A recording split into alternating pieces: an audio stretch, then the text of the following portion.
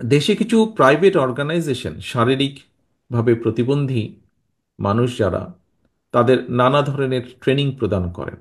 তবে এই ট্রেনিং শেষে চাকরির ব্যবস্থা করতে গিয়ে এই মানুষগুলোকে হিমশিম খেতে হয়, এবং সে কারণে এই সমস্যার সমাধানে আমরা কিছু উদ্যোগ গ্রহণ করতে চাই, যাতে দেশের বড় বড় বড় বড় ব্যবসা প্রতিষ্ঠানগুলো একটি নির্দিষ্ট শতাংশ শারীরিকভাবে চ্যালেঞ্জ ব্যক্তিদের নিয়োগ করতে উৎসাহিত হয়। উদাহরণস্বরূপ, বিশেষ চাহিদা সম্পন্ন ব্যক্তিদের নিয়োগ করলে রাষ্ট্রের পক্ষ থেকে ব্যবসা প্রতিষ্ঠানগুলোকে কিছু ট্যাক্স সুবিধা বা কমপ্লায়েন্স সার্টিফিকেট প্রদান করার একটি চিন্তা আমাদের ভেতরে আছে। সুবর্ণ নাগরিক কার্ড নামে যে তথাকথিত একটা কার্ড রয়েছে, এটিকে গতিশীল করে আমরা এর আওতায় স্বাস্থ্য, বীমা, শিক্ষা, বৃত্তি, পরিবহন, ডিসকাউন্ট সহ অন্যান্য সামাজিক সুবিধা প্রদান করতে চাই, এরকম একটি চিন্তাও রয়েছে আমাদের মধ্যে। বিশেষ চাহিদা সম্পন্ন ব্যক্তিরা যাতে অর্থনৈতিকভাবে, যার যেই বিষয়টি আপনাদের অনেকের বক্তব্য থেকে তুলে নিয়ে এসেছেন আপনারা, এবং আমিও দৃঢ়ভাবে যেটি বিশ্বাস করি, যে এই মানুষগুলো যাতে অর্থনৈতিকভাবে স্বাবলম্বী হতে পারেন, আমরা তার জন্য বাস্তবসম্মত ভোকেশনাল এবং টেকনিক্যাল ট্রেনিংয়ের ব্যবস্থার পরিকল্পনা আমরা রেখেছি আমাদের চিন্তাভাবনার মধ্যে। বিশেষত আউটসোর্সিং, ডাটা প্রসেসিং, ফ্রিল্যান্সিং এর ক্ষেত্রে বিশেষ চাহিদা সম্পন্ন মেধাবী তরুণ তরুণীদের জন্য সুনির্দিষ্ট কারিগরি এবং কাঠামোগত সুবিধা প্রদানের পাশাপাশি ট্যাক্স ওয়েভার এবং ওয়ার্ক স্টেশন সৃষ্টির সুযোগ কার্যকরভাবে আমাদের বিবেচনায় রয়েছে। অন্যান্য ক্ষেত্রেও উদ্যমী এবং সফল প্রতিবন্ধী ব্যক্তিদের জন্য সহজ শর্তে বিশেষ ঋণ সুবিধা প্রদান করে উদ্যোক্তা সৃষ্টির একটি আহ, পরিকল্পনাও আছে আমাদের এখানে। প্রায় কথাই প্রায় ব্যক্তি যারা বক্তব্য রেখেছেন একটি কথা সকলেই বিশেষভাবে উল্লেখ করেছেন, আমিও আমাদের চিন্তার মধ্যেও সেটি আছে। সেটি হচ্ছে গণপরিবহন। আমরা গণপরিবহন এবং বিভিন্ন সরকারি বেসরকারি স্থাপনাকে প্রতিবন্ধী ব্যক্তিদের জন্য উপযোগী করে গড়ে তোলার লক্ষ্যে একটি সমন্বিত পরিকল্পনা গ্রহণ করতে চাই।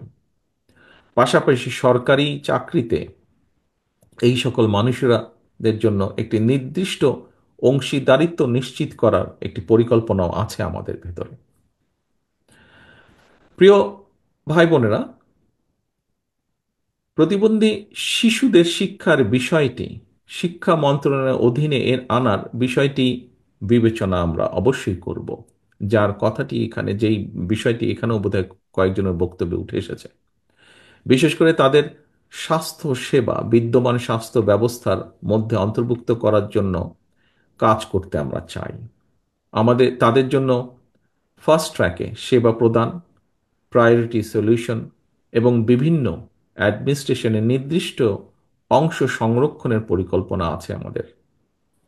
বিচারিক প্রক্রিয়া প্রয়োজনীয় সংস্কার এনে এই মানুষগুলো ন্যায্য বিচার পাওয়ার সুযোগ কিভাবে আরো বৃদ্ধি করা সম্ভব হয়, সেটি আমরা চিন্তা ভাবনা করছি। আমাদের দল জনগণের সমর্থে সরকার গঠনে সক্ষম হলে জেলা পর্যায়ে বিশেষ করে বিশেষ চাহিদা সম্পন্ন শিক্ষার্থীদের জন্য বিশেষায়িত স্কুল প্রতিষ্ঠার পরিকল্পনা আছে আমাদের পরিকল্পনায়, যেখানে সাইন ল্যাঙ্গুয়েজ, ব্রেইল সহ ইনক্লুসিভ এডুকেশন আধুনিক পদ্ধতির অন্তর্ভুক্ত করার চেষ্টা থাকবে। পাশাপাশি কারিগরি ও পেশাগত শিক্ষার মাধ্যমে কর্মজীবনে প্রবেশের সুযোগ কিভাবে তৈরি করা যায়, এই মানুষগুলো জন্য স্কলারশিপ ও প্রয়োজনীয় শিক্ষা উপকরণ সরবরাহ বিষয়টি আমাদের বিবেচনায় আছে। স্বাস্থ্যসেবার ক্ষেত্রে আমরা প্রতিটি জেলা সদর হাসপাতালে বিশেষায়িত স্বাস্থ্য সেবা ইউনিট স্থাপনের চেষ্টা করব, যেখানে শারীরিক থেরাপি, মানসিক স্বাস্থ্যসেবা এবং প্রয়োজনীয় চিকিৎসার আধুনিক সুবিধাগুলো থাকবে বলে আমরা প্রত্যাশা রাখি। আমরা প্রত্যন্ত অঞ্চলে বিশেষ চাহিদা সম্পন্ন জনগণের জন্য মোবাইল হেলথ ক্লিনিক চালুর একটি উদ্যোগ গ্রহণ করতে চাই।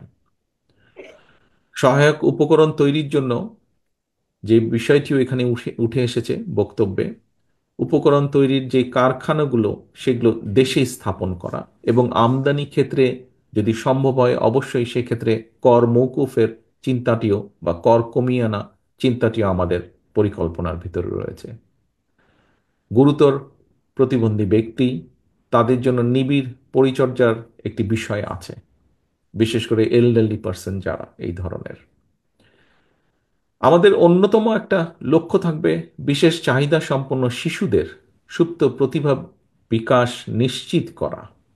ড্রয়িং, আর্ট, মিউজিক, স্পোর্টস, এই সমস্ত ক্রিয়েটিভ এবং ইনোভেটিভ অ্যাক্টিভিটিস তাদের জন্মগত দক্ষতা ও শেখার আগ্রহ অনুযায়ী প্রশিক্ষণ ও স্কিল ডেভেলপমেন্ট প্রদান করা আমরা করতে চাই। আমরা প্রান্তিক থেকে কেন্দ্রীয় পর্যায় পর্যন্ত আমরা তাদের খেলাধুলার সিস্টেমেটিক ডেভেলপমেন্ট এবং টুর্নামেন্ট আয়োজনের মাধ্যমে প্যারা অলিম্পিকে ভালো ফল অর্জনের সহায়তা করা বা সহযোগিতা করার একটি পরিকল্পনা আমাদের সমষ্টিগতভাবে দলীয়ভাবে আছে, ব্যক্তিগতভাবে আমারও এটা আছে।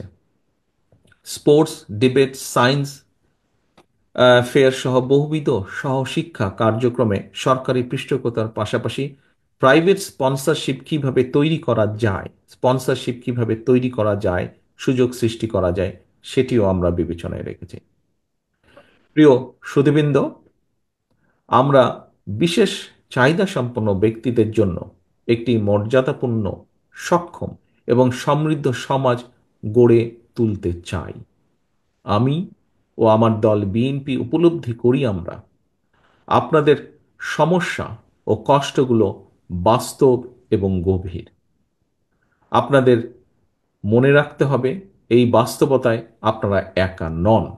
আমরা সবসময় আপনাদের পাশে আছি, আপনাদের পাশে ছিলাম, ইনশাল্লাহ আপনাদের পাশে আমরা থাকব।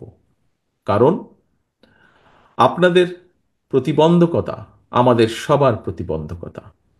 আমি ব্যক্তিগতভাবে বিশ্বাস করি, আমরা সকলে বিশ্বাস করি, আপনাদের পেছনে রেখে আমরা কখনো এগিয়ে যেতে পারবো না, আর এগোতেও আমরা চাই না।